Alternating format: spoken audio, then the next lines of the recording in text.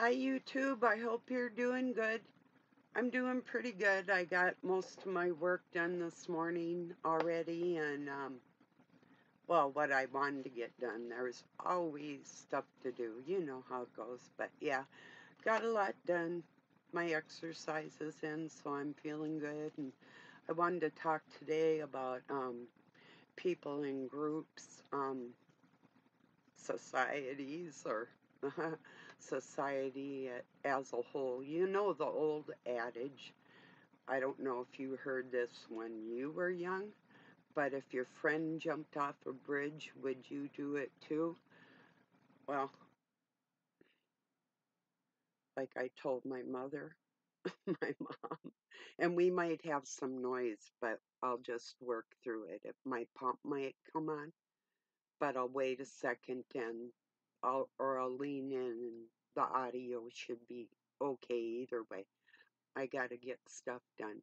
So, and I told her depends on if there's water under there and what time of year it is. you know, whether or not I jump off a bridge, you know. And I might jump off a bridge if I thought I could land it properly. I did a 30-foot jump that I landed, jumping buildings. So, yeah, I don't know. Maybe I would. But I wouldn't do it just because they did it. I'd do it because I was going to do it anyway. So that's where I'm at with that. I don't really need a group of people to verify my worth or justify me or validate me. Um, in fact, that's rather repulsive. People in groups that just follow the leader just because everybody else is doing it? What if they're doing something that goes against your principles and you're a part of the group? Are you going to continue doing that for the group's sake? Say if it's a bunch of people and you joined it and you thought, oh wow, these are really cool people. I really enjoy my time that I spend with them. But they're prejudiced and you didn't know that right away. Are you going to continue if you're not prejudiced?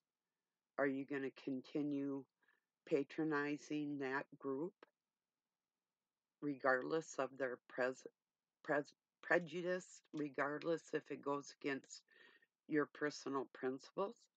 That's where my instincts come in and serve me. It's I could have grew into a society where I could have had it made in the shade, like hardships, typical hardships that people have in the world wouldn't be mine unless I wanted to make them mine for some odd reason. But what are you going to sacrifice personally to be a part of that society and that group? What's the cost? What's going to cost you? Because whenever you compromise principles, you're compromising a piece of yourself. You sure wouldn't want to put that in the hands of another human being or a group of them, you know? Uh, If I worried about groups of people not liking me because I went against the grain, oh boy, I would have crumbled when I was tiny. This isn't going to affect me now. That's what I'm trying to help people realize is um, regardless of being a group, maybe you're the leader of a group of people, that you could change their outlook and instill more integrity in a spot where there wasn't any, you know? It's like people with a way liberal mindset and a liberal attitude and the rebellion against the norms in society. Hey, I, I'm I'm right there in a big way. unless it overrides my personal principles, which is to do no harm to anybody else. If it crosses that, I can't be a part of it. It's just like, okay, if there's a satanic group and they're actually ritualistically um, making physical sacrifices, I mean, out of some other biological material. Um, I need to know, what are you willing to sacrifice? Is it a personal sacrifice? That's what the word actually was intended for. What am I going to sacrifice for another human being? Not for a God, you know? Anyway, like mom, if you and I'm sure plenty of you are like this, that you would probably take a little less on your plate and give that to your child, right? You are sacrificing yourself. Or when you're pregnant, you're actually taking from yourself, and you can feel it physically, and giving it to that child. Are you going to be salty about it around the edges or whatever? Yeah. Salt's part of what we're made out of, but or sour. Do you want to be just something that's so astringent that it repels? How bitter are you? I don't know. I'm full of questions today, aren't I? Uh, No, I really had that on my mind. The amount of people, whether it's right or wrong, that will go along with things that are done within groups just because everybody else is doing it. It's like when people started I once bleached out my hair because I was a runaway and I was hiding. But other than that, or like when everybody was uh, turning their hair sort of maroon colored, sort of red and maroon, you couldn't really tell what it was. It was like, uh, it screamed fake. I mean, whatever. Once or twice seeing people do that, that's one thing, but everybody, I don't know. I don't know. It's just weird to me, you know. So yeah, it's not something I might have put like I might have bleached, like if I was a kid, I would bleach out a spot and maybe put some pink in my hair when I was a kid, you know. So I'm not condemning people. I mostly picture like these old bats out there that are pushing all their shit up and wearing low cut stuff and putting all this crap on and doing all kinds of themselves for what?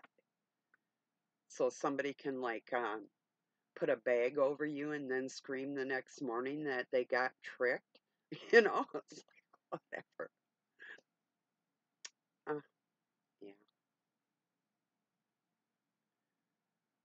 So, oh, I was going to tell you about, I was telling you about that raspberry beret I bought. I did go in the back way into this department store to buy that because I was actually looking for a stocking cap. Sometimes they'll have like discount ones or something, but that's the only hat I could find for what I had in my pocket. And a lot of times I would walk around and buy a snack or buy some, usually cigarettes, and walk around and spend my bus money on different things and just like walk to school or back or one way.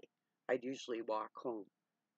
But the reason I was in the alleys was because I needed to hide because my dad worked for the city. He was a supervisor of the water department, and he was all the way around all the time. And I never knew where he was going to be. So, just having a different colored cap on my head that he didn't recognize was a plus. Same with the cops. I don't think no, the cops weren't after me, but they would have been if they knew I hadn't gone to school that day, truant, you know. So I did stop doing that when I went to a private school after that, because where I was at, this assistant principal and my orchestra, the band teacher, was in pedal perv, the motherfucker, and the assistant principal I had to deal with was a cold-hearted, and the only person in that whole school I had any respect for at all was the hall monitor, a little lady named Mrs. Hawkins. And she'd see me ditching out or coming in, or knew I had just smoked a cigarette or whatever it was. She could tell by the look in my eye, don't mess with this girl. And she gave me some freedoms that I knew she saw me and she didn't report me and those types of things, which was a good thing because I was getting severely abused and I didn't even have time to think. Even when I came to school, I needed that to be my safe place and it wasn't, you know. So, yeah, anyway. So that's why I went in through the back door, because I didn't want to be seen and I was hiding. And that's why I got a ride home, because I didn't have money for the bus, you know. Anyway,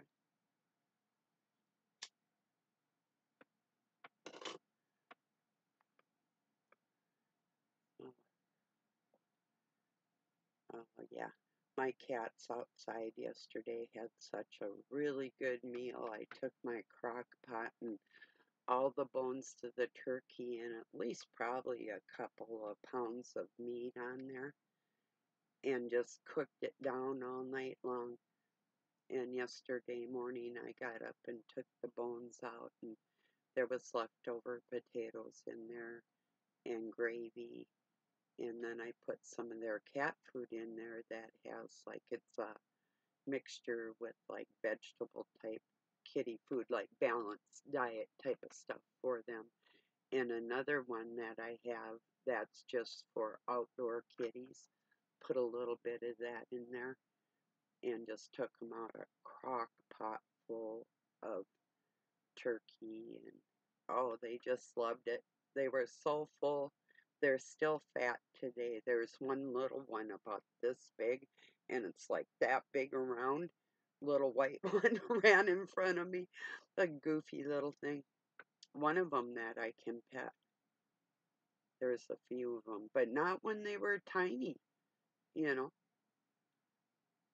So yeah, they can get rather wild, even when they're tiny. Wild cats are wild. When the mama cat I have in here was injured, I was trying to contain her so I could tape up her leg. It needed to be set. It was broken in 3 spots, and her shoulder was severed, and she had a hole here and here, through her neck.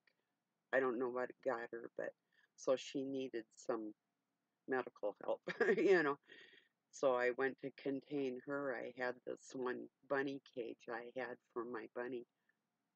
It was his outdoor cage, so he could eat grass and be out with me by the bonfire. And he walked on a leash, and a lot of my bunnies did. So he was a little different. I didn't even have to anybody use a litter box until his kitty died. I had Lynx Point Himalayan that my son had given me, my oldest, and he died. So when the kitty died, um, Jack stopped using the litter box. So I had to put him up on his cage, and I made him sort of a porch, and I told him not to go off there. And I had another cat, and I told her not to go in and bother the bunny. She'd kind of hang around him sometimes, and she'd go in there and drink his water and step on his head, but she didn't hurt him. She was playing games with me and the bunny. I sort of froze there, I think, maybe. But anyway, so it's pretty cool. You can train a bunny um, to stay somewhere, or use a litter box, or walk on a leash.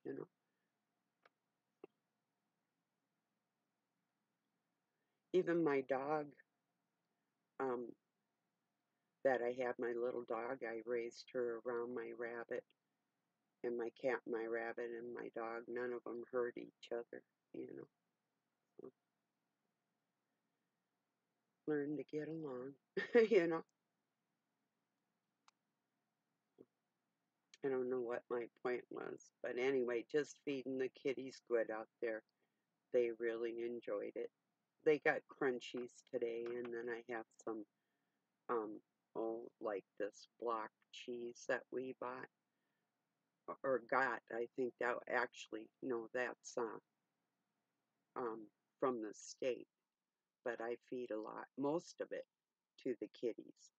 We call it old people box around here. You can get it. It's like juice and cereal and junk like that. If we want to go in and get it, we can do that like once a month, which sometimes it does help out, like if your wash machine goes down and you have to put your money, or a hot water heater, or, stuff like that. But yeah, or kitty food. We don't drink a lot of juice. We don't eat a lot of cereal or canned goods, or, that type of thing. So, anyway. So, yeah, kitties outside are doing great. The other day I was out there, there was a few cracks where the two buildings were built together. I filled them in. I put some insulation up, the styrofoam kind. I think it's 1.5 inch in some places, just to help insulate it, and put fresh straw in there, and got some old bedding out, and had a bonfire. I ended up having to cremate that baby. It was pretty gross, ish, you know. But you gotta do what you gotta do. I made a massive bonfire, and all the kitties sat out there and were in mourning. I thought at first they were sitting for the heat, and then after a while it's like, nah. Doug noticed it too, and that's when I decided to make them a big thing of like kitty soup with the turkey, because they all were in mourning. It's like, oh, you poor little babies, you need a treat, you know.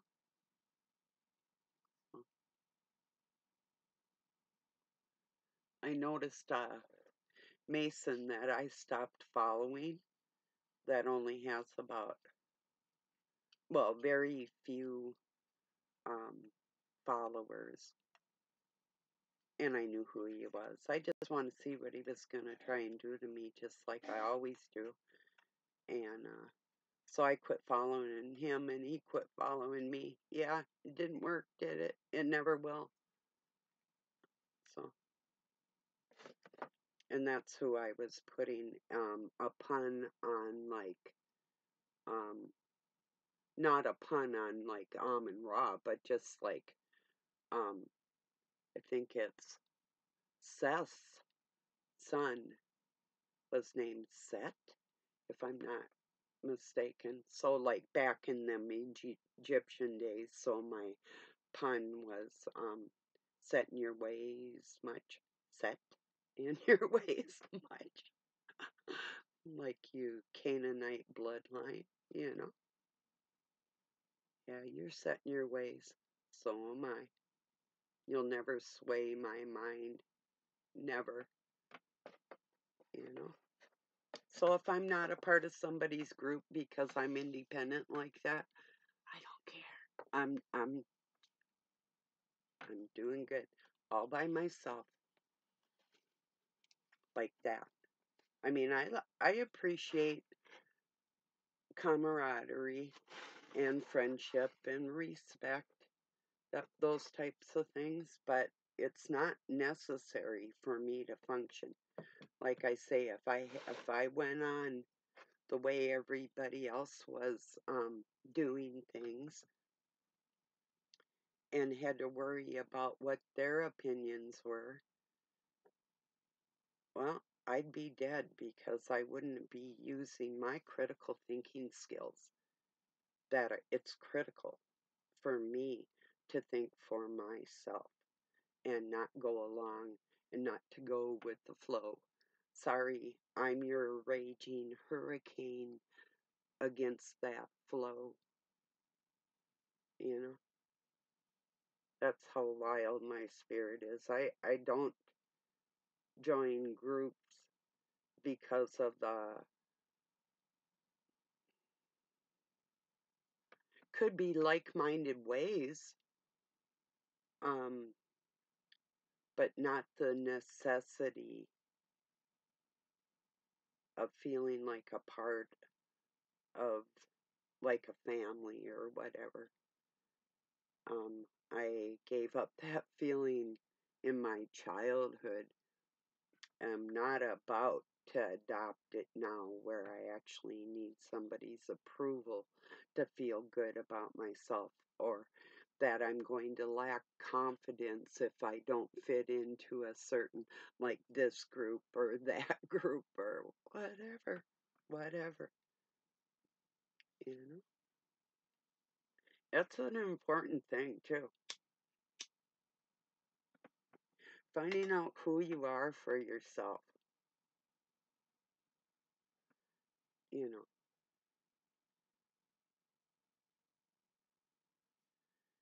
To me, it's very important. And I don't want to be like everybody else. I don't want to be so weird that I look like some kind of misfit freak, you know, like non-human, you know. I don't have to put on, say, like a chicken head and call myself a chicken to feel different, you know.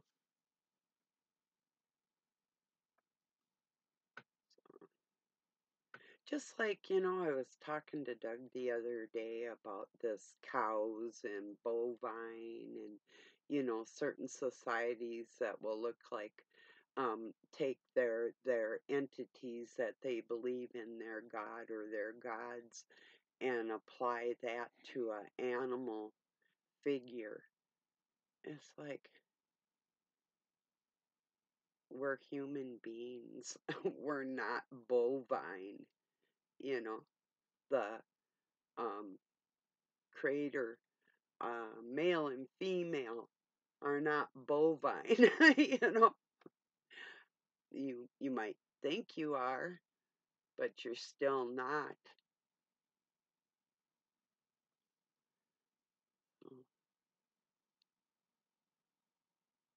Some people are like, I knew, no offense to anybody if you're a Leo or whatever zodiac sign you are, but I knew a Leo who prided himself, get it, on acting like a lion when all I really wanted was to know a human, you know.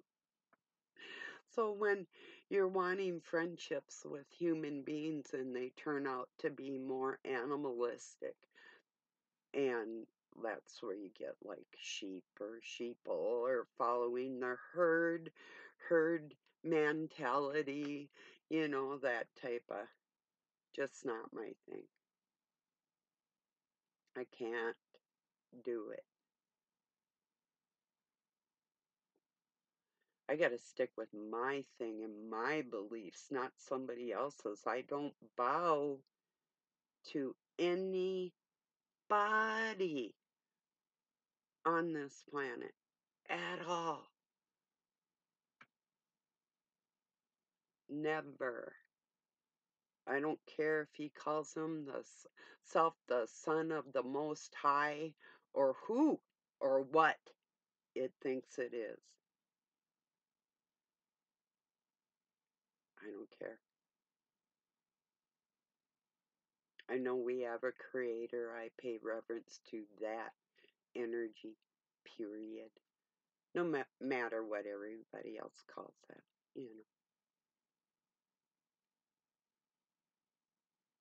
So for the people that are trying to bait me in and switch, I'm the master at bait and switch, and it will never work on me because I expect it.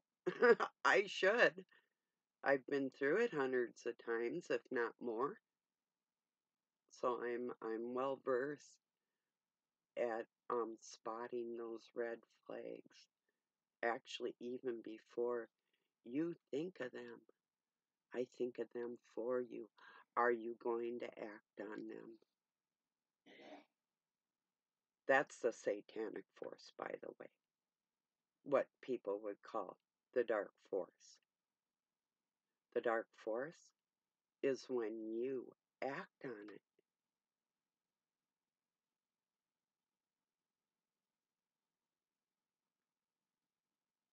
That's how you make Satan your master, by listening to those little in your ear and not using your own critical thinking skills.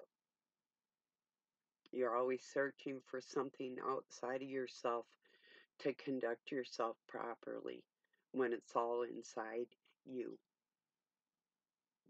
What our measurement of um, uh, having a healthy emotional self is all within. It's written on our hearts. We don't need guidance from anybody else. Somebody showing you this way or that way or whatever. There's only one way, and that's knowing that you didn't create yourself, and treat the golden rule: do unto others. That's all that's required. Don't do any harm to anybody. If your group is harming people,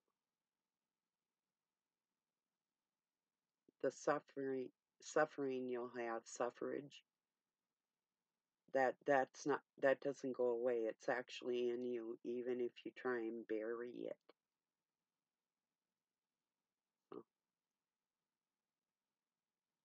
Besides that, I heard people like, oh yeah, if I have a problem, we had a problem in our hood, um, our family would get together and they'd like throw down without even asking any questions. Well, hello, brain dead. You know, better ask questions. These are human beings out here. It's not your toy, it's not your call.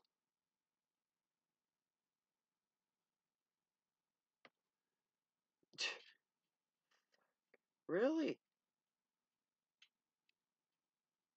It's not that I wouldn't fight for another person. Um, One time a friend of mine had an altercation with Doug before I knew him well. And I came over here and I was going to take care of business and found out that the person that had tried to get me to take care of business was in the wrong. But if I didn't take the time and I just jumped into a situation, I would have been in the wrong.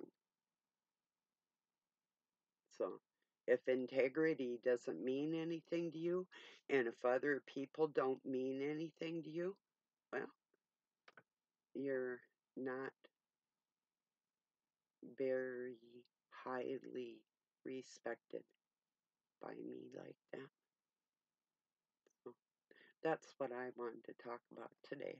That's where my heart's at. So, I appreciate you all being here. I will talk to you tomorrow, pretty sure. Peace and love from Pine City, Minnesota, USA. Have a good night or day, wherever you're at.